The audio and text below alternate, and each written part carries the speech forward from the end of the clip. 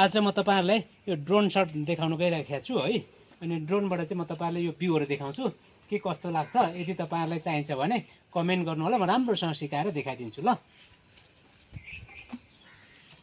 यति मात्रै सिकाउँछु पहिला चाहिँ है। म देखाउँछु यो स्टार्ट गर्नलाई चाहिँ पक्नु स्टार्ट गर्नलाई त्यसो गर्नुपर्छ। पहिला यो सर्ट प्रेस अनि लङ प्रेस। ल स्टार्ट भयो। अनि यसलाई पनि त्यही गर्नुपर्छ है। यहाँ हेर्नु होला, सर्ट प्रेस लङ प्रेस है। ल ल ल है स्टार्ट भयो है। अब यहाँबाट चाहिँ टक्क के गर्ने भन्दा यो लेफ्ट साइडको लागि चाहिँ अगाडि बढाउँदाखेरि उड्छ है। भ्यू हेर्नु होला है,